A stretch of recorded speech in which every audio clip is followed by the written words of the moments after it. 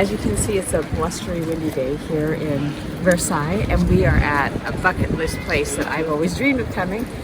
As you can see from behind me, it's the Palais de Versailles, where Louis XIV conquered the world in France. But we'll go inside, I'll show you a little bit more.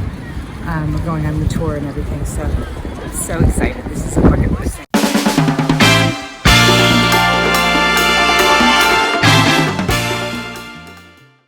Bonjour everyone. So that clip does not do justice to just how excited I was to be finally visiting the Palais de Versailles. As you can see, it was a really cold, windy, blustery, rainy day, but that did not spoil the excitement one bit. It is a beautiful museum, and if you ever have the opportunity to go, I would highly suggest it. My family and I went to France for Christmas and New Year's this year, and we had a lovely time, and this was one of the stops we made during our trip. Oh, and by the way, I am Vicki with Life in the Empty Nest. Welcome to my channel, and welcome back if you're a current subscriber. I'm so glad you are all here.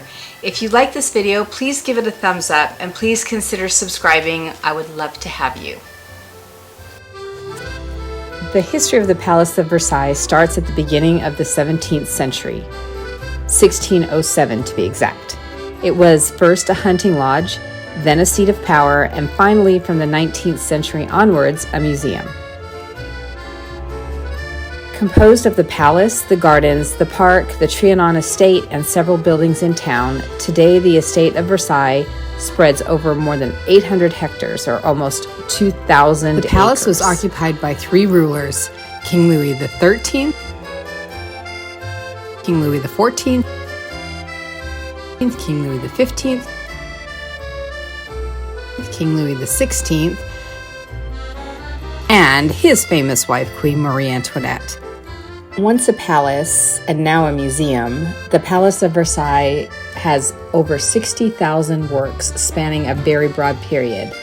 The collections reflect the dual identity of the palace, as both a palace occupied by the kings of France and the royal court, and later a museum dedicated to the glories of France. Collections of the museum, founded by Louis Philippe, are still active today, and they offer a chronological overview of the history of France from the Middle Ages up to the late 19th century. The museum was intended to provide historical and iconographic insight into the great figures and events which shaped the history of France, and the collections primarily comprise sculptures and paintings dating from the 16th through the 19th centuries. King Louis XIV was a dancer and loved to show his marvelous legs in portraits. And this is the magnificent Hall of Mirrors, and the part of the palace that I was most excited to see. The whole length of the Hall of Mirrors is 73 meters or 239.5 feet long. It pays tribute to the political, economic, and artistic success of France. It also has 357 mirrors bedecking the 17 arches opposite the windows. It was also here that the Treaty of Versailles was signed on June 28th of 1919 and ending the First World War. Personally, I can just imagine myself sashaying down the hall in my ball gown with a glass of wine. Can't you? I'm sure you won't be able to hear us because it's a very blustery day here, but we're walking out of the Palais de Versailles. We're on the gardens. The gardens at the palace are just breathtaking, even in December. If you look through the central window in the Hall of Mirrors, you'll see the grand perspective stretching away towards the horizon.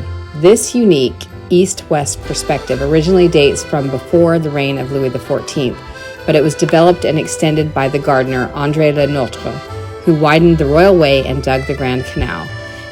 Work on the gardens began in 1661 at the same time as the work on the palace and lasted for 40 years or so. Creating the gardens was a monumental task.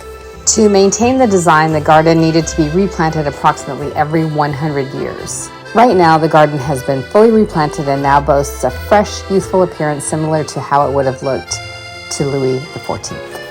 The palace website is a wealth of information, and it also has links to where you can purchase your tickets, which I did prior to going to France. The tickets are $24 American per person for adults, and we also got the audio guide, which was a handheld audio guide that you put up to your ear, which I would prefer something that was in my ear, but they didn't have that choice. But there's so much to see at the palace that the audio guide was really helpful when we were going around, and you don't have to do it in any specific order, so that's nice. I will put links below to the palace's website as well as links to where you purchase your tickets. I really hope that you get to go to Versailles one day, because it is everything I imagined and more. And I wanted to say thank you so much for being here. Thank you for watching the video. Please give me a thumbs up. Send me a comment. I would love to hear from you, and please subscribe to my channel. Thanks again. Au revoir.